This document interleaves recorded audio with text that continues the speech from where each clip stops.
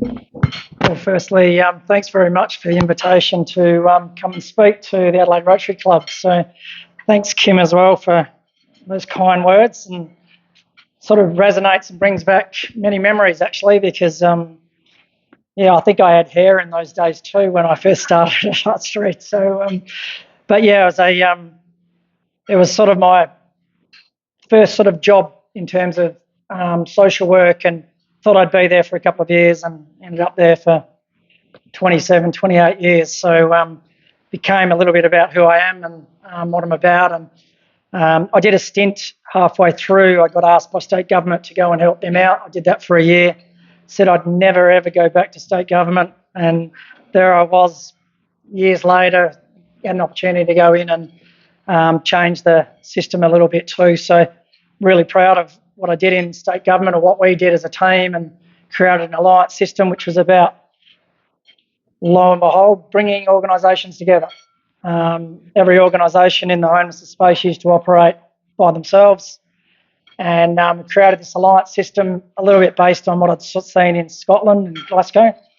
And lo and behold, we got 5 alliances up, and the organisations came together in each of those alliances. So really proud of that achievement as well. So yeah, I've had a long history in the sector. I've loved working in the not-for-profit sector. As I said, for my sins, I did 4 years in state government, but I'm now went back to Anglicare, and I wanted to go back and do something a little bit different as well. So I've been heading up Anglicare's philanthropy and partnerships, which I did a little bit, obviously, at Hutt Street in that fundraising space. But it's certainly a really difficult role, easily the most challenging role I've had, albeit I was asked by Anglicare recently. I think I'll be heading back into their client services area, so I'll probably make that move soon. But an interesting life I think I've had as well. I guess for me, I did get an Order of Australia, which is probably the most embarrassing thing I've probably had in my life, because I often felt like that was my job. I loved it. At Hutt Street. It was certainly my passion. After 27, 28 years, I thought I actually better do something different, and I took that passion into state government, which you do get. It gets a little bit eroded at times, but I certainly enjoyed that challenge as well. But Anglicare is a really good organisation to work for. It's a little bit like, excuse me for this one, it's a little bit like a large organisation too, a large government org, but yet it has great values. And as I said, I'm working in their philanthropy partnerships area at the moment, and I think I'm pretty well destined to move into the client services area pretty quickly. But I've loved my time there. They're a great org, and they do a huge amount of things. So I'm going to talk about Anglicare now, not Hutt Street. So they were established in 1860. So they were probably one of the first not-for-profit charitable organisations, and 2,000 staff, 300 volunteers, support more than 50,000 people. So I think we did it pretty, we saw a lot of people at Hutt Street, but nowhere near the amount of people we see now. As I said, supporting more than 50,000 people is a unique thing. 50,000 people fills Adelaide Oval. So what do? Anglicare does housing. They do that really well. They have their own housing arm, homelessness, NDIS services, aged care, quite large in aged care, out-of-home care, which is one of my favourite projects that I've seen at Anglicare, which is really what you probably would have said foster care in the old days, out-of-home care. Got some fantastic young people who run those programs, particularly for the probably more difficult young people who have gone through the justice system and other systems, and tapping supports around them, popping them into housing, keeping them in housing, and then making them look at what else can they do, whether that's education, employment, or training. Do lots of emergency assistance, financial counselling and literacy, Aboriginal services, which are fantastic on the ground, support new arrivals to Australia, children, youth and families, and they're just the services that I know of. I'm sure there's plenty more as well. So So really, in many ways, they look after older people, children and families, young people, disability and wellbeing, and housing support. Some of the issues I deal with each and every day include the number of people. I was going to do a PowerPoint, but sometimes I like actually speaking to people, so rather than just concentrate on that. So numbers of people who are clearly vulnerable are people that we work with little money to purchase, as you probably would imagine as well, and they require assistance, not just in terms of financial assistance, but housing assistance. As I said, it's a vulnerable group of age 18 to 25. They're those young people who exit our out-of-home care, which is exit into sometimes nowhere. So they're a really critical group that we can pop into housing, make sure we've got supports for them as well. I see them as one of our critical groups that we can work with better at Anglicare. Lots of vulnerable children, aged 4 to 17. Most of those have had significant losses in their life. So it's not just fallen on hard times or mum and dad's fallen on hard times. They've experienced huge amounts of grief and loss in their life. Obviously, the things that probably resonate with me as much as anything are the people doing it tough with no clean and warm clothing. Our Magdalene Centre in the city does a fantastic job, has a brilliant clothing shop for any young person who can walk through the doors and get anything from jeans through to, if they're going for a job application, they can fit them out so they can go and generally with a social worker too as support. So that's a really big thing as well. And the tragedy I often see is that those families of children under 5, nowhere to live. And these scenarios are tragically becoming more common. It's probably one of the reasons why I went to government to try and make a significant change. I think we made some change in there. I would have loved it to have been more significant. But coming back to the sector, you can actually see things happen on the ground. I can actually hear stories. I can see the stories as well as they arise. And whilst I'm in the philanthropy partnerships area, I'm probably about to move into the client services area, which probably is the best thing that I think I can probably deliver for Anglicare as well. But yeah, great organisation. As I said, over 2,000 staff, which is, you think sometimes it's a little bit like a bureaucracy, but actually really good values, great people, and it's actually been a pleasure to work with Anglicare as well. So they have 5 key program areas. One's emergency assistance, EA as they often call it. That's for our most vulnerable people. We have a base in Magdalene called Magdalene Centre, which is in Carrington Street in the city. Sometimes you might drive past, see the Anglicare banner up there. Unbelievable service in there as well. You don't even get to see it sometimes out the back, and down below is where they store all the goods, and that goes to all the clients either who coming through the doors or sending them out to the community as well. And I've been in a couple of the vans where we've handed out gear out from out to Elizabeth, Gawler, all the way down south as well. They have a post-care pathways program, which is the program I really love because it's looking after young people who have been in, I guess, pretty tragic situations, coming out of care with no supports. We've got a fantastic housing complex at Corolta Park, and it houses those young people who would otherwise probably be on the streets and get the most brilliant care and supports.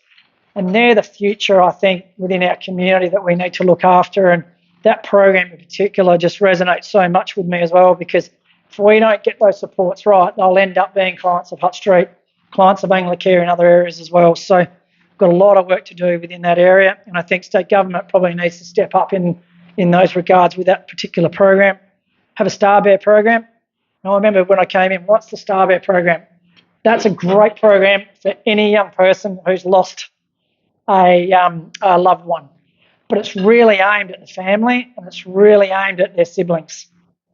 So can you imagine if you've lost someone and you're a young person as well, you get that opportunity to go have a camp, get a little bit emotional with this one, and have a great weekend with people of your own age, and the team there are fantastic. Sorry about that one. I don't normally get that emotional for that one. Thread Together, which I've spoken about, is the clothing shop. And then Turning Point is the program where if we don't get it right, they're the young kids we support. We've got a fantastic facility at Corolda Park and another place which they're building at the moment. And that's the place that provides that stable accommodation for young people who have been through so much in their lives as well. And yes, Anglicare do so much more than that. They have a massive aged care system as well. So do some great work in there. And it's funny enough, I always say that one of my gifts to Anglicare was I led a committee through Frank's old area as well, Matcher and then Unity, and we got a facility up and running. So that was in many ways, I think, the gift back to the community as well. EA, as I said, focuses on that cost of living pressures, just responding to those immediate basic needs. How many people go through that? More than 13,000 South Australians go through and have an impact and get supported by that program alone. So 13,000 is quite a large number when you look at it. Provides everything and anything, as I said before. Post-care pathways is one of those programs I spoke about, really special program for young people leaving state care. It's actually totally funded by the community. You can't really believe that, thinking that that's a program that should get government funding, but I guess that's the program within my space, the philanthropy and partnerships program, that we spend a lot of time trying to make sure we get that right. So the community impact of that program, 100% successful tenancy since it's been going. 23 young people accommodated since July 23. 8 of the 23 have transitioned into private rental. 13 young people are in education, training and employment. It's one thing our sector isn't brilliant at, is that education, training and supports and those pathways. I think that's one of the ticks that I probably loved about working in Anglicare as well. 8 young people in stable accommodation as well, and stable employment. Star Bear program is probably one of those emotional ones. That's for young people, as I said, who have lost loved ones. And they run a camp as well, a grief and loss camp for those young people. So could you imagine being a young person going to a camp and then thinking they're all alone, and yet they have all these other kids as well? There's a great story of an 8-year-old who ended up becoming a mentor to a 12-year-old. So you would have thought it'd be the other way, but wrapped their arms around them and ended up making sure that they were safe and had that ability to, get through that program as well. Touched a little bit about the Thread Together program at Magdalen Centre, and then Turning Point programs, probably one of the programs that I wish probably could have done in the not-for-profit sector myself, but Anglicare are doing a fantastic job, which is really about housing people, making sure supports are there as well. The alternates of that program really means that people are going to stay on the streets longer. It means that young people may do something that they wouldn't ordinarily do. We know that for many women, that creates all sorts of issues. We need to make sure they're safe, secure, and have prospects into the future. That's the same thing for those young men as well. So I'll probably get onto the things that you're already doing. I always have a thing where it's how you can help. But I know Rotary quite well, with my dad being in it for many years. And I know that you support so many different charities out there as well. So rather than just asking you for support for that, I just want to thank you for your support that you do, because it's absolutely incredible. Probably need young people. I'm not probably that young anymore, am I? So, but I still think I'm myself as being young. I probably need to do my turn as well in a Rotary club in the future as well. Said my dad was a proud Rotarian. I think we all run away and do lots of other things with kids and whatever else, but I think one day I'll must join. Maybe I should join here down the track as well. But yeah, again, the one thing I love about service clubs is it's not just about the community, but in many ways you're your own social enterprise of your own. It's just your social enterprise is going towards a whole bunch of different people out there. And I know you specialise on a couple as well, but you're always looking after others in the community. So I think my role today was really more about enlightening you. I was going to read off this, but I thought I'd go with a bit more passionate part of this as well by speaking. I am the eternal optimist. Like Frank over there is part, or has been part of Unity Housing, and one of the interesting things that no one probably acknowledges is that Unity Housing was actually born out of Hutt St Centre when I was there. So we had the vision that we couldn't run a community housing org at Hutt Street, but we wanted the sector to come together, and the best way to bring the sector together was create an organisation called Matcha, which became Unity Housing. Unity Housing now is around the corner from where I'm based, and every time I walk past I see this monolith up there with Unity on there, but they do phenomenal work, and it's probably one of my crowning achievements. I think I was Treasurer, Secretary, then Chair for many years, but it's great to see those organisations because they're housing our client group and housing others along the way. So that's a fantastic thing. So again, thank you for what you do out there as well. I've made one little quote here from the Anglicans. The Anglican Archbishop, he recently said that AnglicareSA are the hands and feet in the city. And they respect and value every person, which I think is true. I've been lucky because I've seen firsthand all the great things, but I also saw all the tragedies along the way, but also the great stories. And I can't go without telling another couple of stories. So Andrew was a client who came in to see me on a Friday afternoon, and we were about to close the doors, and we had to close the doors. And he came in and said, "Oh, I remember you." And I looked at him and said, "I'm not sure. Where would we have met?" And he said, "I think you coached me in a footy side." So there was this young lad. He was probably around 18, 19. And I asked him where he was living. He said he was living on a school roof. So from there, we just started engaging with him. We were able to get into housing pretty quickly as well. And then he's prospered in life and he's doing really well. I'm going to get this. I haven't spoken about him for a long time, but yeah, he's one I still keep in contact with a bit. So he's probably one of my favourites. And then we had a woman called Jill. Her name's not Jill, obviously, but she again must have been something to do with a Friday afternoon. Rolled in late in the day, come and speak to me, housed her really quickly, used all my contacts. I don't know how many phone calls I made that afternoon. And then I reckon it was about 10 years later, she comes in, knocks on my door at Hutt Street, and she said, "Do you remember me?" And I said, "Oh, the face is familiar." And she said, "I'm working for you now." And my first thing was, I didn't even know that you'd applied, but she was there for another 15 years at Hutt Street. And then obviously I moved on, but yeah, she's doing some fantastic words. I still speak with her all the time as well, and it's a credit to her because she went through a life of domestic family violence, all the struggles, living on the streets, but yeah, a terrific story nonetheless. But so I've been fortunate. I've seen the best and worst, I think, at various times of homelessness and domestic family violence. I see the same thing at Anglicare. I'm actually really enjoying it because I don't have the pressures of being a CE anymore. I'm enjoying that part of it. But, you know, the one thing about coming to places like this is that you resonate exactly what we all think as well. You support the community. You do it in a whole bunch of different ways. Can't thank you enough. But I want to leave you with one last story, and you might know him as well. So there's a fella called Arthur, and Arthur lives in South Terrace, and he never wears shoes. So, and he was one of the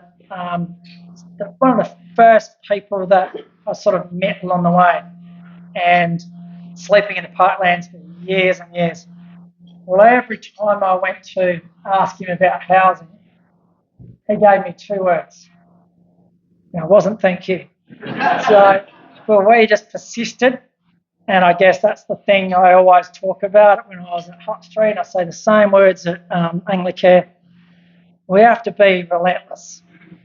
And relentless to me is just continue to knock on the door of that client, continue to knock on the door of whoever.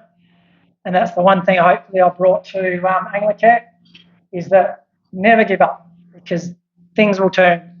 And then guess what? We've got Arthur into housing from sleeping in the streets. He's only in South Terrace in one of the boarding houses there, which is a unity boarding house, which I probably shouldn't speak about that part of it. But he's safe. He's been housed for years. He still goes to Hutt Street every day. And whilst that's my opposition in some ways now, it's just a phenomenal story because we also took him down, when I was there, we took him down to St Andrews. And St Andrews then decided to look after him as well. And I know that same things happen in one of the private hospitals in the city as well. So they look after his feet, they look after him as well, and they don't charge him at all. So I'm sure the Medicare would be horrified by that, so please don't say anything to those people as well. But that's, I guess, the power of the community as well, and it's a great story. Arthur still doesn't say much.